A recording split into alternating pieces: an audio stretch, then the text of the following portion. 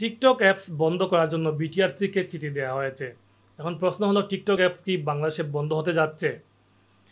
আমরা যদি দেখি বর্তমান সময়ে টিকটকে যেসব কর্মকাণ্ড হচ্ছে, সেই কর্মকাণ্ড কারণে আসলে টিকটক অ্যাপস বন্ধ করার প্রয়োজন হয়ে দাঁড়িয়েছে এবং বেশিরভাগ মানুষই কিন্তু টিকটক অ্যাপসের পক্ষে নেই।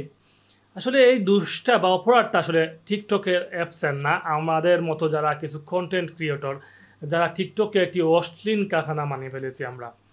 এই টিকটকে এমন কি না হয় যেখানে আমরা দেখতে না পাই এমন অশ্লীল কর্মকাণ্ড, রাজনৈতিক প্রপাগান্ডা, সেই সাথে আজকাল যে সামাজিক অবক্ষয় করছে, এই বিষয়গুলো টিকটকে বারবার উঠে আসছে।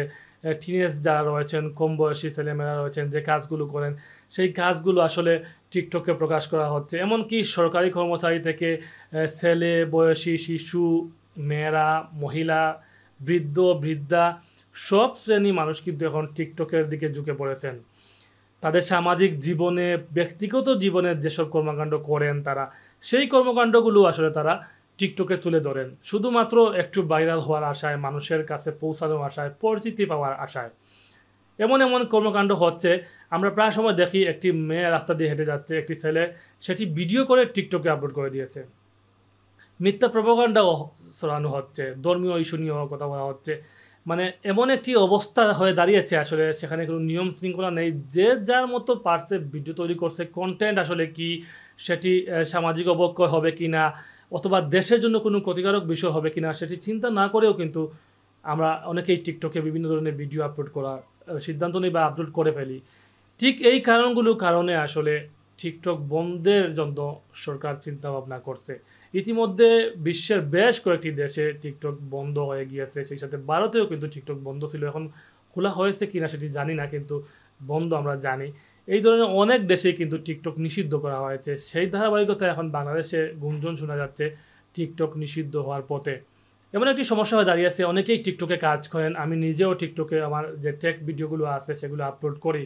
আমরা অনেকেই আসলে এই ভিডিওগুলো আপলোড করি বিভিন্নভাবে, অনেকেই সামাজিকভাবে কাজ করছেন, অনেকেই ভালো ভালো কাজ করছেন, সেটিও ভিডিও আপলোড করছে। কিন্তু গুটি কয়েকজন বা যারা আসলে এই যে সামাজিক অবক্ষয় নিয়ে ভিডিও তৈরি করছেন, বিভিন্নভাবে আসলে নোংরামি করে যাচ্ছেন, তাদের জন্য যারা ভালোভাবে কাজ করছে, একটু সুন্দরভাবে কাজ করছে, তাদের আইডিগুলোও কিন্তু বন্ধ হওয়ার পথে। এখন এমন একটি বিষয়, যদি আমরা এখনও সচেতন হই, এখনও আমরা যদি এই বিষয়গুলো মেনে আসলে ভিডিও করি, তাহলে হয়তো টিকটক বন্ধ নিয়ে কোনো কথা উঠবে না এবং টিকটক অ্যাপসটা বাংলাদেশে থাকবে। অনেকেই আসলে সেলিব্রিটি, অনেকেই কাজ করছেন, অনেকেই খুব সুন্দরভাবে ভদ্রভাবে কাজ করছেন, কিন্তু এই যারা আসলে এই আশালীন কাজ করেন তাদের জন্য কিন্তু এই অ্যাপসটি বন্ধ হওয়ার পথে। তো আশা করি আপনারা এই বিষয়গুলো মাথায় রেখে টিকটকে ভিডিও আপলোড করবেন, যাতে ভবিষ্যতে আপনি একটি অ্যাকাউন্ট, আপনার একটি আইডি বড় করলেন, ফলোয়ার বাড়ালেন, কিন্তু যদি অ্যাপস নিষিদ্ধ হয়ে যায় তাহলে আর কোন কাজেই আসবে না। তাই অবশ্যই শুধুমাত্র ভাইরাল হওয়ার চিন্তা না করে বিষয়টি মাথায় রাখবেন যে আমরা ভালোভাবে কাজ করব, সামাজিকভাবে ভিডিও আপলোড করব, যাতে অন্য কোনো মানুষ আসলে দেখে বিরক্ত বোধ না হয়, অন্য কোনো মানুষের ক্ষতি না হয়, সামাজিক, দেশের সংস্কৃতি সব কিছু যেন বিনষ্ট না হয়। সবাই ভালো থাকুন, সুস্থ থাকুন। আল্লাহ হাফিজ।